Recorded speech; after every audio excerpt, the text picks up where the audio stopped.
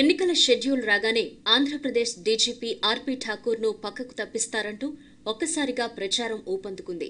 YCP వర్గాలు వాట్సాప్లో దీనిపై హల్చల్ సృష్టిస్తున్నట్లు పోలీసులకు సమాచారం అందింది.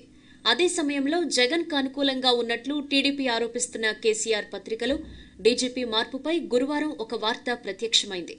డీజీపీ ఠాకూర్పై వైసీపీ అధినేత తీవ్ర ఆరోపణలు చేస్తున్న సంగతి తెలిసిందే. ఆయనను మార్చేయాలని ఇటీవల ఢిల్లీలో కేంద్ర ఎన్నికల కమిషన్కు కూడా ఫిర్యాదు చేశారు.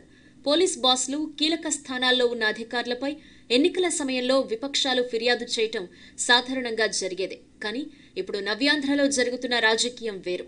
జగన్కు బీజేపీ, టీఆర్ఎస్ కొమ్ము కాస్తున్నాయని టీడీపీ ఆరోపిస్తోంది.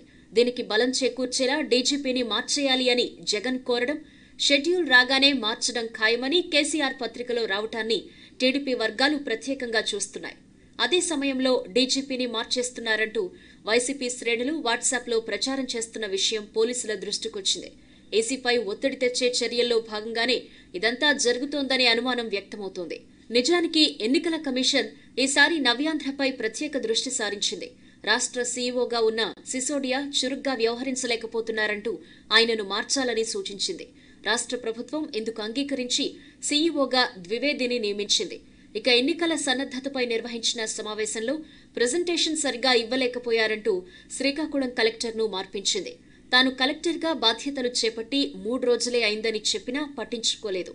పట్టుపట్టి మరీ తాను అనుకున్నది సాధించింది.